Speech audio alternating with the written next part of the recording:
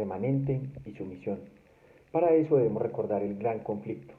Satanás queriendo ser Dios, Satanás expulsado del cielo, Satanás mora en la tierra con la tercera parte de los ángeles del cielo, y Cristo venciendo a Satanás en el desierto cuando lo tentó y en la cruz cuando murió. Apocalipsis 12 nos trae la siguiente descripción: una mujer encinta, un dragón de ciertas características. El dragón quiere devorar al hijo que está por nacer. La mujer dio a luz, pero su hijo fue arrebatado para Dios. La mujer huye al desierto donde es sustentada por tiempos y la mitad de un tiempo, es decir, 3 años y medio.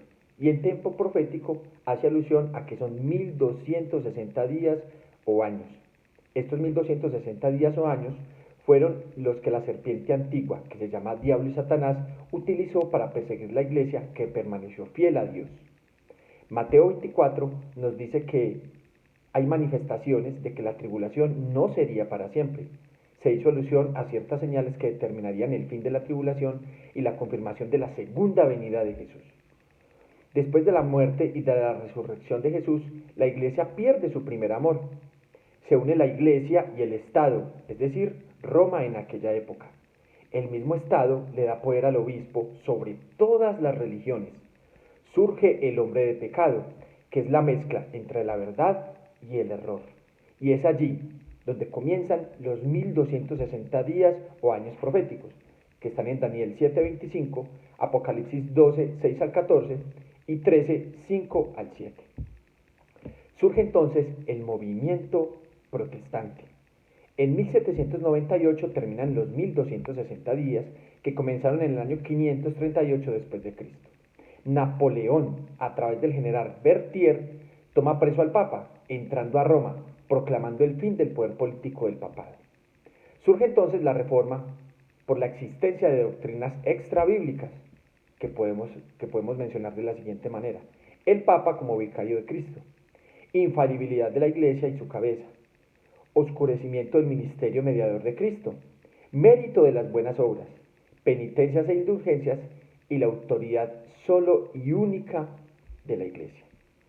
Pero en esa época entonces nacen dos grandes reformadores: Juan Wycliffe, un nuevo amanecer porque tradujo la Biblia al inglés, y Martín Lutero, el más poderoso de la Reforma, hizo que la gente volviera a las enseñanzas de la Biblia. Los reformadores estaban unánimes en el sentido de que el sistema papal era el hombre de pecado, el ministerio de iniquidad y el cuerno pequeño que se menciona en el libro de Daniel, el cual iba a perseguir al verdadero pueblo de Dios por 1260 años. Después de esa reforma, esta se estanca. En el siglo XVI aún quedaron doctrinas sin descubrir, como el bautismo por inmersión, inmortalidad como don de Jesús en la resurrección de los justos y el sábado, entre otras. Entonces, surge el remanente. En 1798 terminan los 1260 años y el dragón, la serpiente antigua que se llama Diablo y Satanás, no pudo acabar con el pueblo fiel de Dios. Pero Satanás continuó sus ataques, y lo dice Apocalipsis 12:17. Y el dragón se llenó de ira contra la mujer, y se fue a hacer guerra contra el resto de la descendencia de ella, los que guardan los mandamientos de Dios y tienen el testimonio de Jesucristo. ¿Cuáles son las características del remanente? Aparece después de los 1260 años, guarda los mandamientos de Dios y tiene el testimonio de Jesús, que se refiere a tener el espíritu de profecía según Apocalipsis 19:10. Ahora bien, debemos hablar del remanente en los últimos días de esta tierra. Y eso lo encontramos en Apocalipsis 12, 14 al 17. Se le dieron a la mujer 2 alas de la gran águila para que volase delante de la serpiente al desierto, a su lugar, donde es sustentada por tiempos y la mitad de un tiempo. Y la serpiente arrojó de su boca, tras la mujer, agua como un río, para que fuese arrastrada por el río. Pero la tierra ayudó a la mujer, pues la tierra abrió su boca y tragó el río que el dragón había echado de su boca. Entonces el dragón se llenó de ira contra la mujer y se fue a hacer guerra contra el resto de la descendencia de ella, los que guardan los mandamientos de Dios y tienen el testimonio de Jesucristo. La misión del remanente. Esta misión del remanente está descrita por el mensaje de los 3 ángeles de Apocalipsis 14, 6 al 12.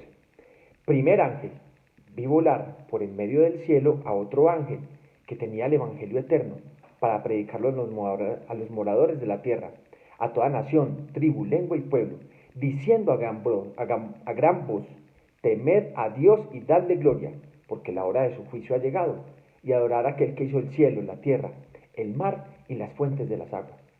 El remanente que lleva el Evangelio a todo el mundo, haciendo que la gente volviera a la Biblia, alertando sobre el juicio y sobre la adoración verdadera a Dios en contraste con la adoración a la bestia y a su imagen. Y esto tiene que ver con el sábado. El mensaje del segundo ángel. Otro ángel le siguió diciendo, ha caído Babilonia, la gran ciudad, porque ha hecho beber a todas las naciones del vino del furor de su fornicación. Babilonia existió como ciudad. En la época de Jesús eran los romanos. En la época de los protestantes era la Roma papal, es decir, la Babilonia espiritual.